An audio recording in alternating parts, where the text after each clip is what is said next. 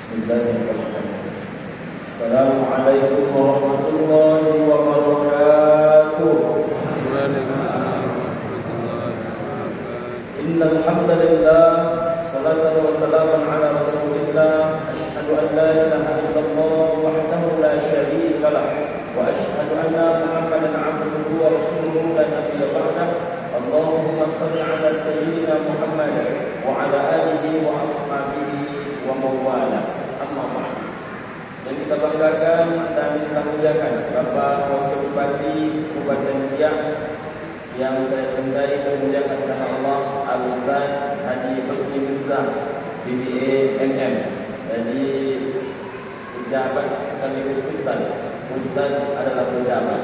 Mudah-mudahan makin banyak pejabat-pejabat kita menjadi Ustaz dan makin banyak Ustaz kita yang menjadi pejabat. Amin ya rabbal alamin.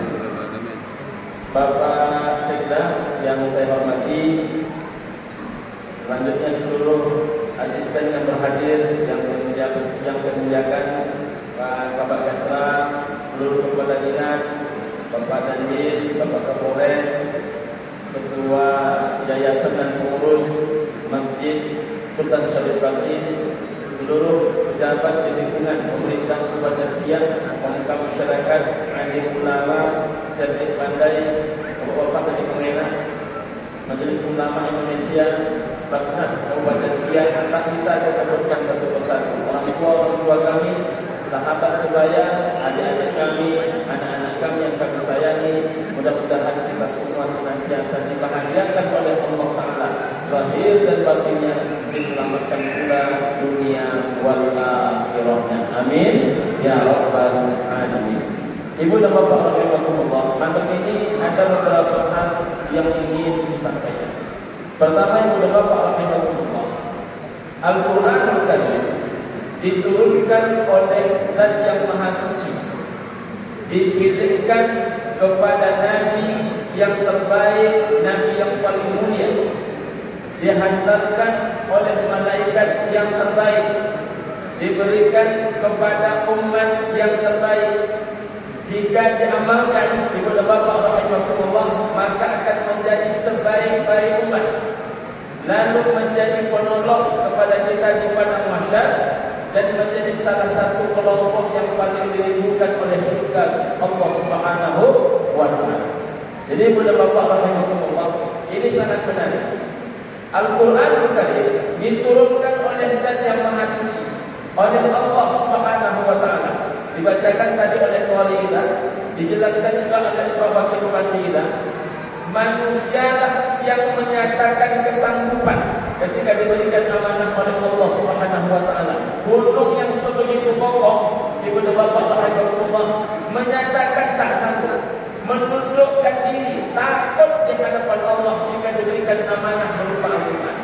Ibu dan bapak rahimahullah, maka dititipkan Al-Quran ini, diamanahkan Al-Quran ini, diperintahkan Al-Quran ini, ibu dan bapak rahimahullah, kepada Nabi terbaik, Sayyidul Mursalin, pemimpinnya para Rasul, Ashraful Anbiya, Nabi yang paling mulia. Yang dahulu, ibu dan bapak rahimahullah, seluruh Nabi-Nabi dipanggil oleh Allah Subhanahu wa ta'ala, dan dibuat kesepakatan, ibu dan bapak yang berbahagia. Andaikan Muhammad Rasulullah sallallahu alaihi wasallam, aku turunkan kata Allah, di masa engkau aku tunjuk menjadi Rasul, di masa engkau kata Allah aku tunjuk menjadi Nabi, lalu pada masa yang sama aku utus Muhammad Rasulullah sebagai Rasul. Apakah kalian semua siap bermakmum kepada Muhammad sallallahu alaihi wasallam? Seluruh Nabi menyatakan sami'na wa ata'na. Ibu dan bapak rahimahullah, beliau adalah Sayyidul Mursalin, pemimpinnya para Rasul. Ibu dan bapak rahimahullah, beliaulah ibu dan bapak yang berbahagia, Ashraful Anbiya, Nabi yang paling mulia. Saking mulianya diri Nabi Muhammad sallallahu alaihi wasallam, ibu dan bapak yang berbahagia, Nabi Adam alaihissalam diampunkan dosanya dikarenakan meminta ampun kepada Allah dan berselawat kepada dirinya. Jadi kalau ibu dan bapak membaca kisah tentang Nabi Adam alaihissalam, apa kata Allah Subhanahu wa ta'ala? Ya Adam, uskun anta wa zawjukal jannah wa kula minha ragadan haitsu syi'tuma. Wahai Adam, tinggallah engkau di dalam surga ini, makanlah olehmu apapun yang engkau inginkan. Yang tak boleh hanya satu, la taqraba hadhihi syajarah, jangan engkau dekati pohon ini wahai Adam. Nabi Adam bukan hanya mendekatinya, malah memakan buahnya, diusir oleh Allah Subhanahu wa taala. Menurut sebahagian ulama, Ibnu Bapak rahimahullah, Nabi Adam dicampakkan ke Mekah, Hawa dicampakkan ke Jeddah. Maka kenapa nama negeri itu adalah Jeddah? Dari kata Jeddah. Jeddah itu artinya nenek. Ibnu Bapak rahimahullah. Maka saling mencarilah mereka. Apa yang dibaca oleh Nabi Adam dan Hawa, Ibnu Bapak rahimahullah, ada dua yang dibaca dalam Al-Quran. Rabbana zalamna anfusana wa illam taghfir lana wa tarhamna lanakunanna minal khasirin. Dalam hadis ditambahkan oleh Nabi sallallahu alaihi wasallam, selain membaca doa tertua sepanjang sejarah umat manusia itu, Nabi Adam meminta kepada Allah, Allahumma inni as'aluka, duhai Allah, aku meminta kepadamu dengan berharap syafaat bagi Nabi Muhammad sallallahu alaihi wasallam. Di ujung hadis dinyatakan oleh Nabi Adam berkata, "Waghfirli, maka ampunilah aku." Apa kata Allah Subhanahu wa taala? Dari mana engkau tahu tentang Muhammad wahai Adam? Ketika engkau ciptakan aku dari sebongkah tanah wahai Allah, mataku tak bisa melihat, telingaku tak bisa mendengar, mulutku tak bisa berbicara, tubuhku tak bisa aku gerakkan, hingga kemudian engkau tiupkan roh ke dalam tubuhku. Maka terbukalah mataku wahai Allah. Aku tengok di dua tiang arasmu itu ada dua tulisan yang sangat agung. Apa tulisannya? Pertama adalah Allah, yang kedua adalah Muhammadur Rasulullah. Aku berkirim selawat kepadanya, berharap mendapatkan syafaatnya. Apa kata Allah Subhanahu wa taala? Siapapun mereka wahai Adam, sebanyak apapun dosa mereka wahai Adam, selagi mereka memujiku lalu berselawat kepada kekasihku Muhammad sallallahu alaihi wasallam dan meminta ampun akan dosanya kepadaku, aku ampunkan dosanya walaupun dosa itu sebanyak kuih di tengah lautan. Jadi kepada Bapak rahimahullah, Nabi Muhammad menjadi salah satu asbab diampunkannya dosa Nabi Adam alaihi salam. Ibu dan Bapak, kalau kita baca pula kisah tentang Nabi Musa alaihi salam, Nabi Musa itu paling banyak namanya disebutkan dalam Al-Quran. Paling tidak Ibu dan Bapak ada 22 kali nama Nabi Musa disebutkan dalam Al-Quran. Suatu kali Ibu dan Bapak yang berbahagia, Nabi Musa bermohon kepada Allah. Apa permohonan Nabi Musa alaihi salam? Duhai Allah, izinkanlah hamba-Mu ini Engkau hidupkan kembali setelah ini dan menjadi umat Nabi Muhammad sallallahu alaihi wasallam. Padahal Ibu dan Bapak yang berbahagia, tidak ada kitab suci yang paling mendekati Al-Quran kecuali kitab Taurat. Tidak ada umat terbanyak selain umat Islam umat Nabi Muhammad kecuali umat Nabi Musa alaihissalam. Tak ada nama yang paling banyak dalam Al-Quran kecuali nama Nabi Musa alaihissalam. Rupanya kepada Bapak rahimahullah, Nabi Musa pun menangis kepada Allah untuk dijadikan sebagai umat Nabi Muhammad sallallahu alaihi wasallam. Begitu agungnya Nabi Muhammad sallallahu alaihi wasallam. Permintaan Nabi Musa alaihissalam tidak dikabulkan oleh Allah Ta'ala, tapi dicarikan solusi lain. Beliau tidak langsung dijadikan umat Nabi Muhammad, tapi dipertemukan dengan Nabi Muhammad di akhirat, baru nanti di barisan Nabi Muhammad sallallahu alaihi wasallam.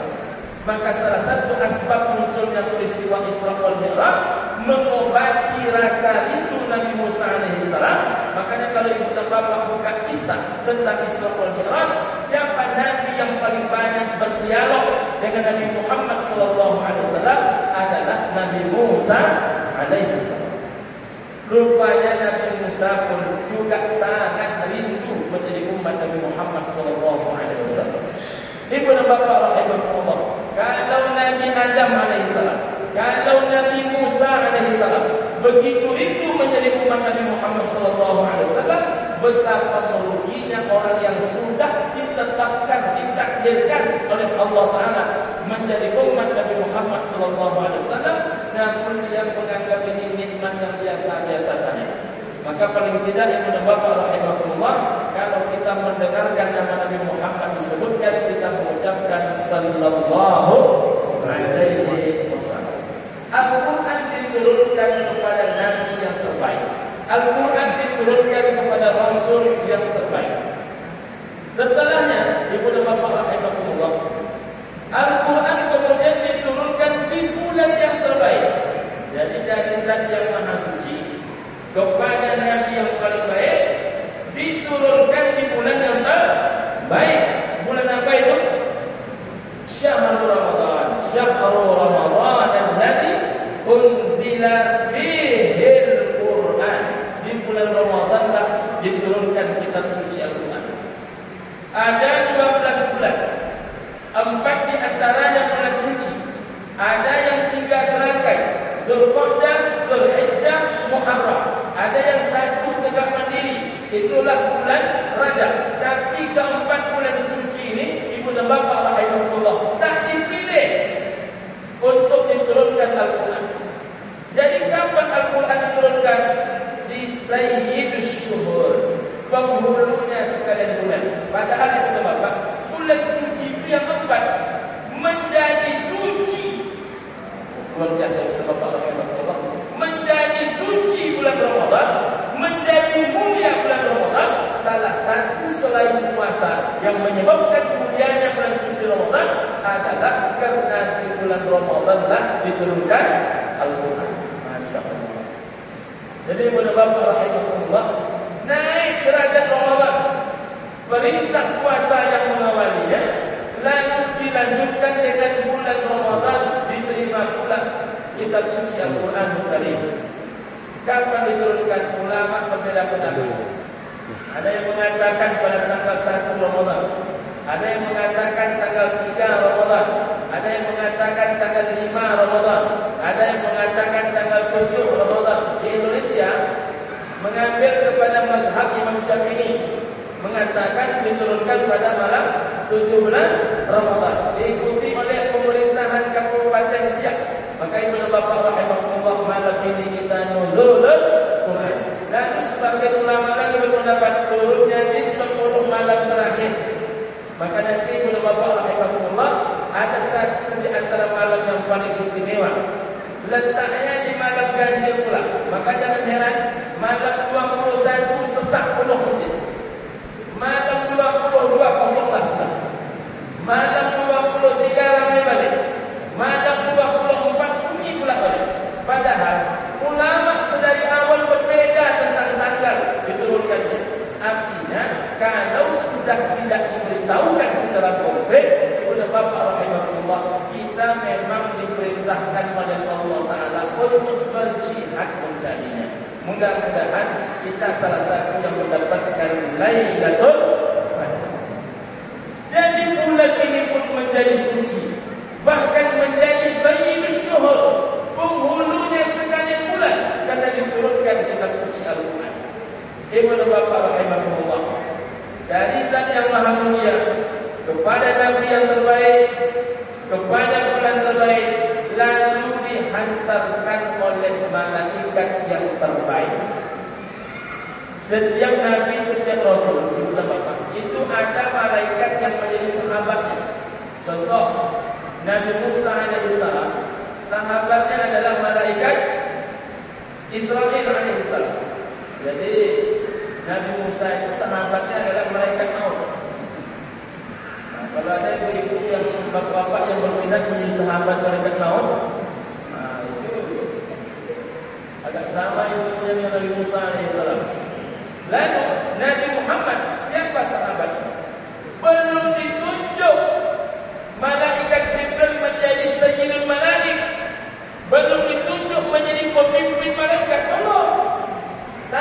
dengan lahirnya Nabi Muhammad, lalu disahabatkan Nabi Muhammad dengan malaikat Jibril alaihissalam, apa yang terjadi? Berubah gelarnya. Pertama, Ibnu Bapak rahimahullah, nama aslinya adalah Jibril alaihissalam, diberikan nama gelarnya. Siapa nama gelar malaikat Jibril alaihissalam? Ruhul Amin. Masya Allah. Ruhul Amin. Inilah malaikat yang akan turun di saat Lailatul Qadar. Inna anzalnahu fi lailatul qadr wa ma adraka ma lailatul qadr. Lailatul Qadr khairun min alfi syahr. Ini malam harganya lebih baik daripada 1000 bulan. 83 tahun 4 bulan. Andailah kawabut kita dapat sekali saja. Sekali saja kita dapat malam yang namanya Lailatul Qadar itu, umur kita hari ini belum sampai rasanya 70 tahun. Dapat sekali saja Lailatul Qadar, maka lebih banyak nilai amal semalam dibandingkan lama hidup. Apatah lagi kalau ibu dan bapak dapat Lailatul Qadar 10 kali. Dan Lailatul Qadar bukan datang 10 kali.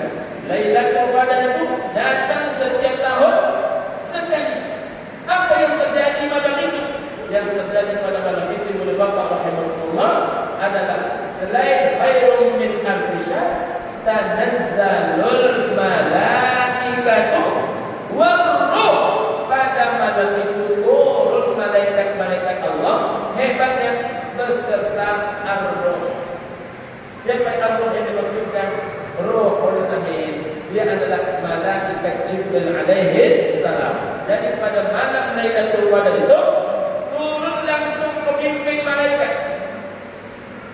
Menjadi mulia malaikat Jibril alaihi salam dikarenakan sahabat malaikat Jibril adalah Nabi Muhammad sallallahu alaihi wasallam. Nabi Muhammad rahimahullah menjadi mulia malaikat Jibril alaihissalam karena yang menghantarkan Al-Quran itu adalah malaikat Jibril alaihissalam. Maka selain bergelar Ruhul Amin, beliau juga bergelar Sayyidul Malaik, pemimpinnya malaikat-malaikat Allah Subhanahu wa taala. Saking dekatnya mereka Ibnu Bapak rahimahullah, sedari usia 4 tahun Nabi yang mengurus pembedahan dan pembersihan jiwa Nabi di tangan Halimatus Sa'diyah di desa Bani Sa'ad bin Bakar. Itu Ibnu Bapak adalah malaikat Jibril yang menemani Nabi sampai menemui Allah dalam peristiwa Isra wal Mi'raj, juga adalah malaikat Jibril alaihi salam. Jadi bulannya bulan yang terbaik, malaikatnya pun malaikat yang terbaik. Ibu dan bapak, diberikan kepada umat yang terbaik, umat yang paling pendek usianya, tapi paling istimewa amalannya, paling belakangan ibu dan bapak rahimahullah dilahirkannya, tapi justru paling duluan untuk dihisab di padang mahsyar. Umat siapa itu? Umat Nabi Muhammad sallallahu alaihi wasallam.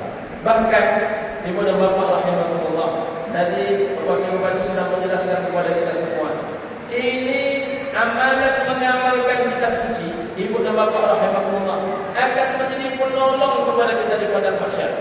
Bahkan al-jannatul mustaqatun ila arba'atin, syurga paling rindu kepada 4 macam golongan manusia. Nomor 1, ibu dan bapak rahimahullah, talil Quran, orang yang hobi membaca Al-Quran.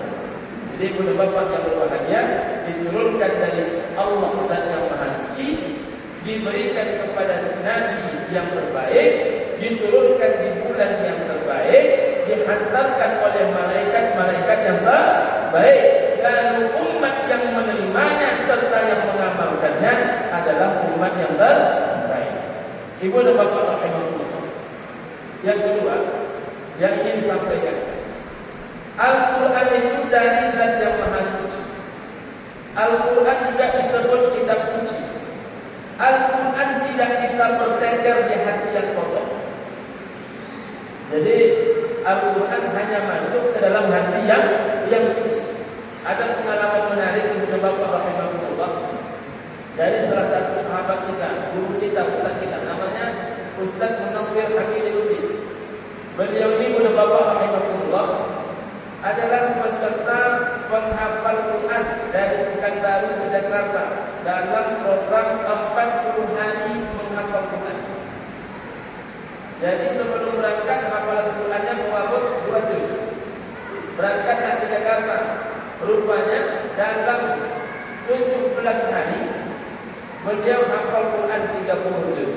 Jadi di antara seluruh peserta se-Indonesia, beliau ini tercepat hafalan Qurannya.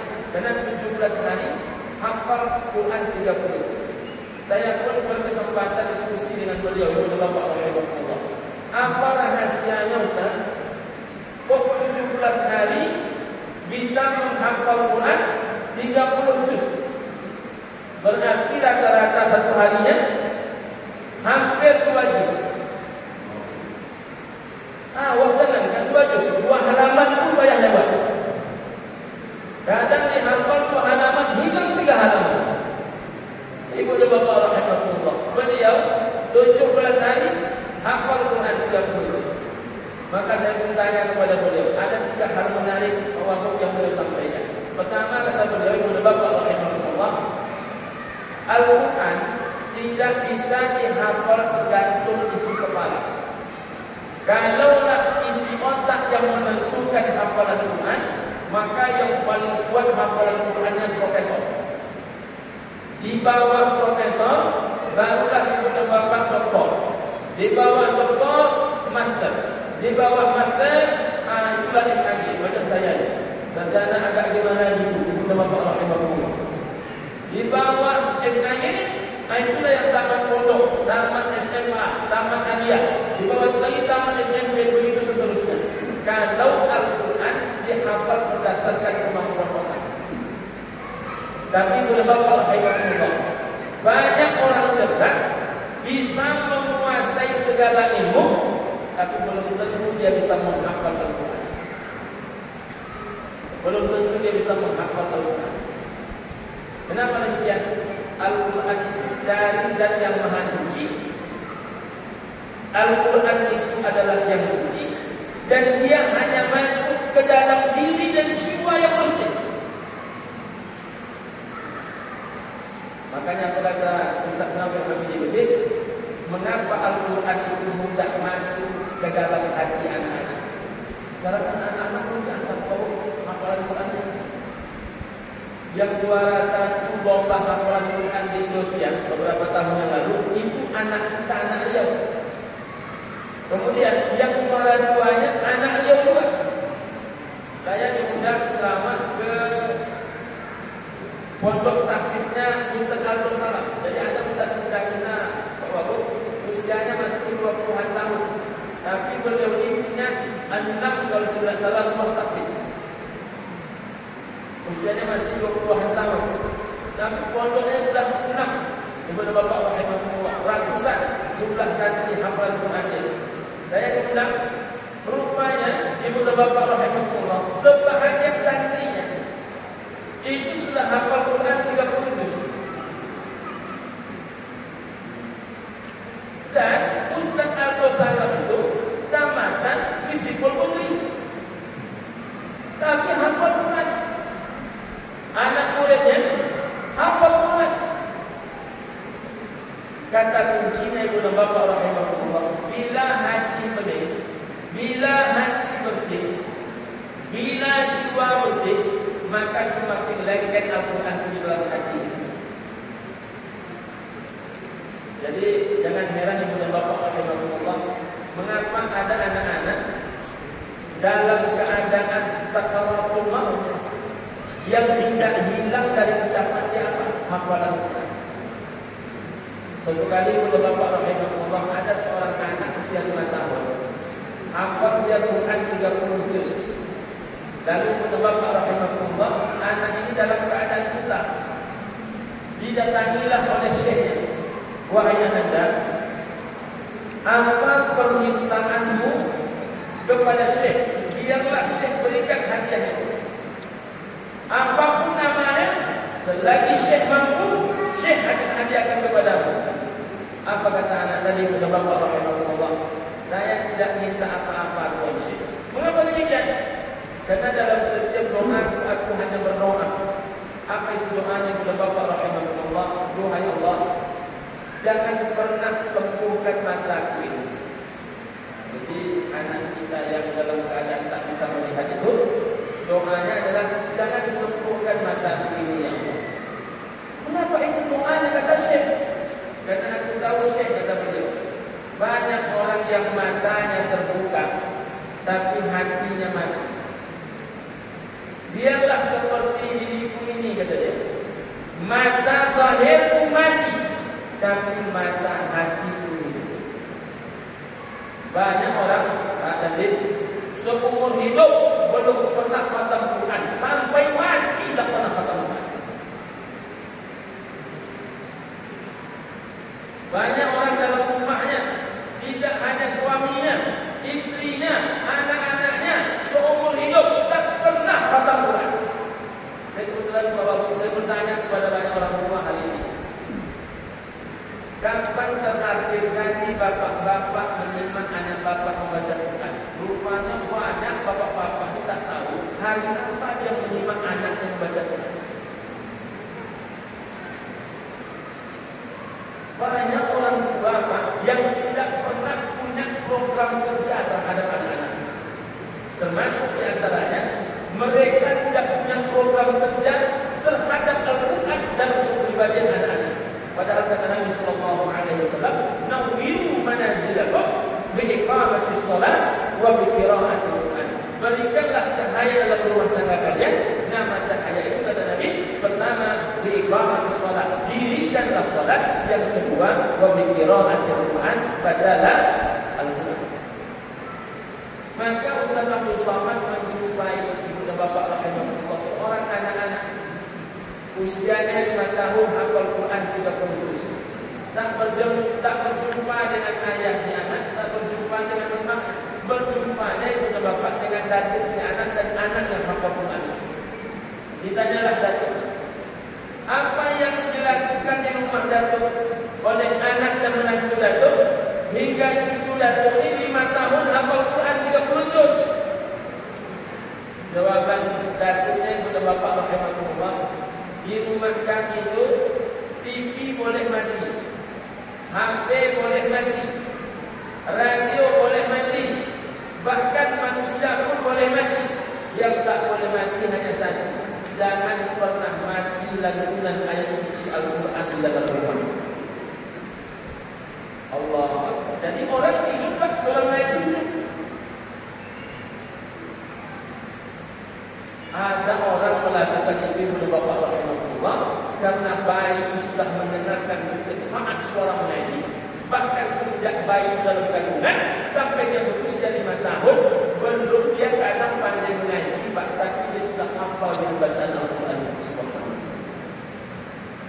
Jadi kepada bapak yang Al-Quran tidak bisa masuk ke dalam hati yang bermasalah. Makanya Imam Syafi'i ketika termakan oleh beliau akal yang hanyut, separuh hafalan Quran yang menjadi hilang. Jadi kalau ada orang mengatakan kami tua-tua kau memang tak bisa menghafal Quran dari Ustaz, itu bukan karena tuanya ibu dan bapak rahimahullah. Dosanya semakin memberatkan ibu dan bapak yang berhati.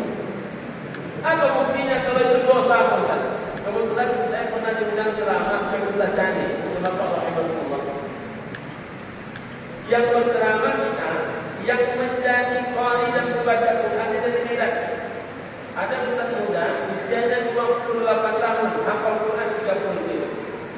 Paginya kami acara dengan Pak Gunur, siang masih acara dengan Pak Gunur, sorenya acara dengan ulama-ulama Aceh.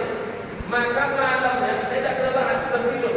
Tapi sampai jam 2 ibu dan bapak, saya masih mendengarkan suara orang mengaji. Lalu saya berbangun, Ustaz tadi rupanya masih baca Quran. Saya tanya, Ustaz tak tidur? Apa kata beliau? Saya mesti bayar hutang Ustaz tadi. Hutang apa? Saya dari dulu mewajibkan diri saya untuk membaca Quran 10 juz satu hari. Jadi setiap hari beliau bukan sunnah lagi, beliau sudah mewajibkan dirinya membaca Quran 10 juz satu hari. Kalau Pak Sekda berapa juz biasa? Nah, ayo mudah bapak rahimahullah 10 juz satu hari. Lalu saya tanya, orang sebaya saya ini bisa tak hafal Quran? Jangankan sebaya ustaz, kata beliau bapak rahimahullah. Saya punya murid, kata beliau di Medan itu, sampai usia 69 tahun tak pandai mengaji. Lalu beliau terpanggil naik haji. Ustaz, karena beliau terpanggil naik haji, ibu dan bapak belajarlah Iqra. Dalam 6 bulan pandai dia Iqra. Sampai di tanah suci mulai dia menghafal Quran. 2 tahun setengah kemudian, saat usianya 72 tahun, beliau hafal Quran 30 juz. Usia 72 tahun. Jadi yang datuk-datuk di siang, jangan beralasan karena tua tak bisa menghafal. Karena rupanya ada datuk-datuk nenek-nenek di tempat lain usia 72 tahun bisa menghafal Quran. Yang kedua, apa pengalaman Ustaz Munawwar Hamidi yang paling luar biasa? Ada ayat itu Ustaz, kata beliau, sudah 4 halaman kita menghafalnya hanya setengah jam. 4 halaman tak hanya setengah jam.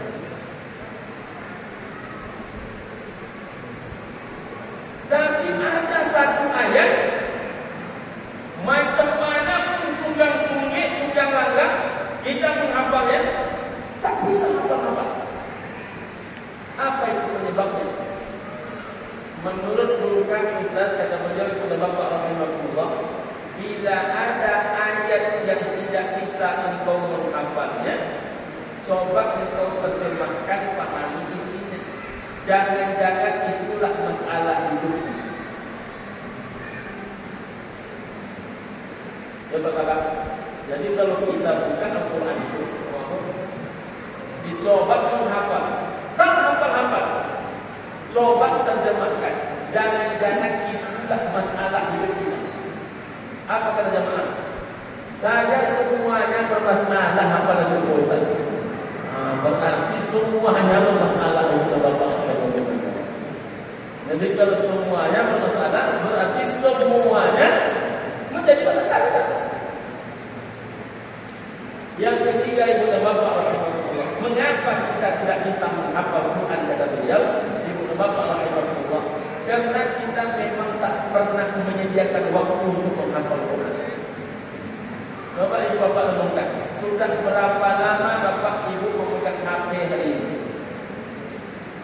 Sudah berapa lama ibu dan bapak hari ini memegang Al-Quran? Mana lebih lama memegang HP daripada memegang Al-Quran?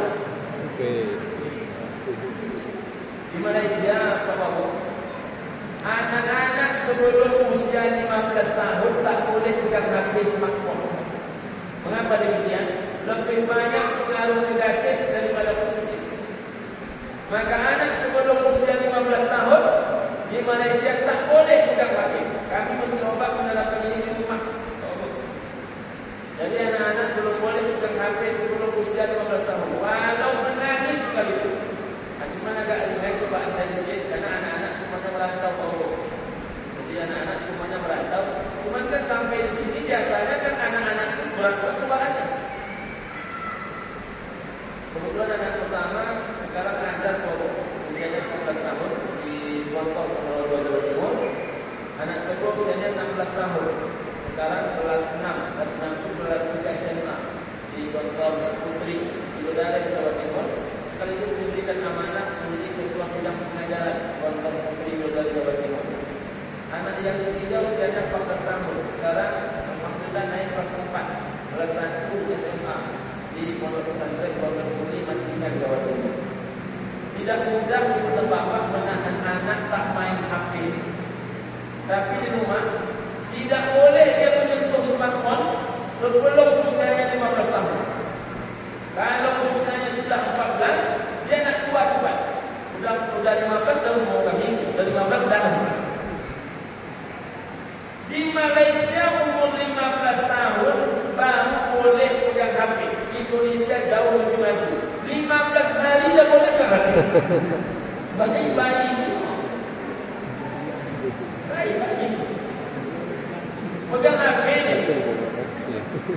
La ilaha illallah.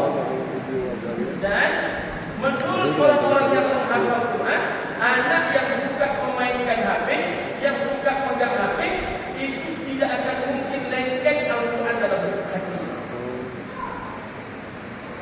Jadi kalau Bapak rahimahullah, maka kata Nabi, wa abawahu yuhawwilani aw yunassirani aw yumajjisani. Ayat maklah yang meyahudikan, menasranikan, memajusikan.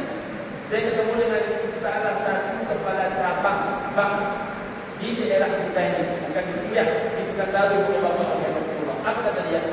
Saya punya cobaan yang berat dalam hidup ini, Ustaz. Dia termasuk kepala cabang yang paling berprestasi. Dalam usia sekitar 28 tahun sudah menjadi kepala cabang bank. Ibu dan bapak yang berbahagia, apa masalah hidupnya? Belum lagi dia menceritakan, sudah dapat saya jawabannya. Kenapa? Tiba-tiba datang anaknya. Anaknya itu usianya sekitar 3 tahun. Bapak laki-laki. Lalu anak itu membentak ayahnya. Mana HP-nya? Mana HP-nya? Apa kata anak muda yang menjadi kepala cabang bank ini? Inilah masalah saya, Pak Ustaz. Jadi anak itu muda Bapak rahimahullah, kalau diberikan smartphone, diberikan dia HP-HP canggih itu, jangankan perkataan Bapak, perkataan Allah Ta'ala pun dia tak peduli. Kalau Bapak kasih anak itu HP-HP canggih itu, jangankan perut Bapak, perut dia pun dia tak peduli. Jadi anak dikasih smartphone itu, sensitivitasnya kepada orang tua menjadi hilang. Saya sering makan di rumah makan Pak Nurdin itu, Pak. Kadang senyum-senyum sendiri saya menengok. Ini istri, ini suami, makanan sudah terletak semuanya begitu banyak. Tapi ingin makanan itu udah Bapak rahimahullah. Kenapa? Istri main HP, lakinya main HP, anak pun berlari-lari sambil main. Kalau siap yang macam ini kan tak ada itu Bapak. Ada juga di siang itu. Sama juga. Jadi kalau Bapak rahimahullah belum terajar anak jangan diajar-ajarkan. Ibu dan Bapak yang berbahagia. Jadi memang kita tak memiliki waktu yang serius untuk betul-betul menghafal Quran. Saya dah pernah mengajar di sekolah Islam As-Sofa. Jadi di As-Sofa itu saya ketemu seorang sopir. Sopir ini udah Bapak setiap menjemput anak kosnya, dia duduk di bawah batang bangga As-Sofa itu. Suatu kali saya tanya, Mas, membaca saja atau menghafal? Sambil menghafal Ustaz. Sudah berapa hafalannya? Yang sudah lancar 17 Ustaz. Sopir. Sopir tidak dari sekolah agama, itu hafalan Qurannya 17 juz. Yang lancar, yang tak lancar lebih 20. Kenapa bisa? Karena memang tiada hari tambahan.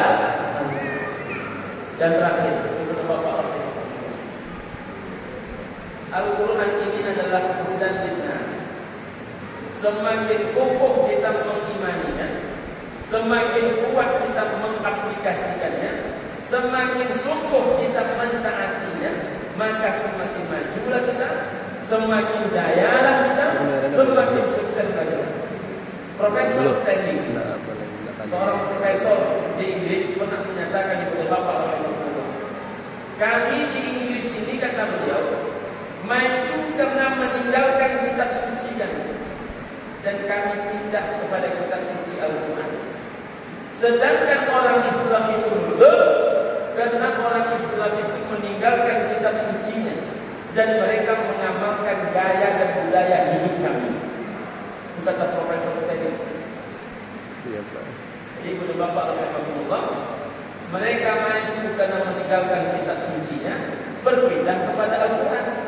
Kita mundur karena meninggalkan Al-Quran, berpindah mengamalkan kebiasaan mereka.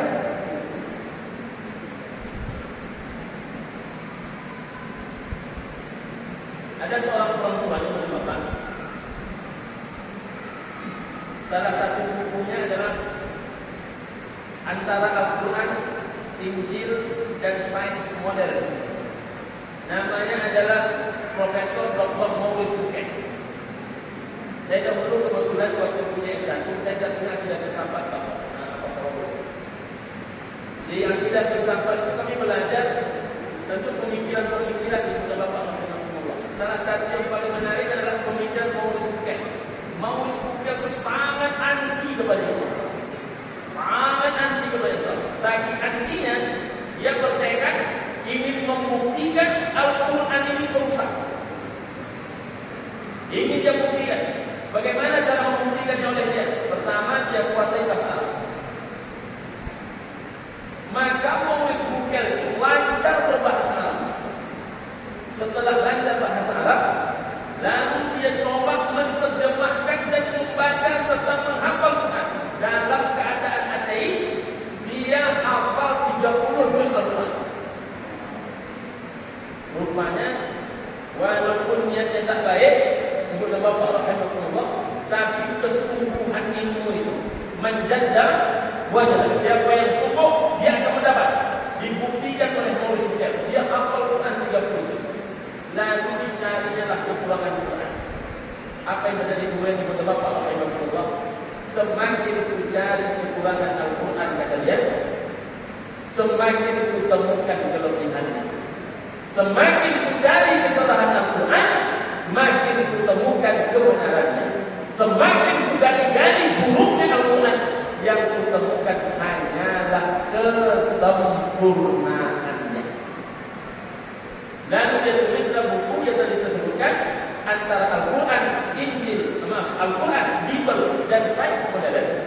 Lalu dia tulis dari Bapak rahimahullah, andaikan aku menemukan Al-Quran itu hanya secari kertas, artinya cuma satu halaman, terletak di gurun pasir yang teramat tandus, maka akan kujaga satu helai Al-Quran itu, karena aku yakin Al-Quran itu adalah firman Allah Subhanahu wa Ta'ala. Masya Allah.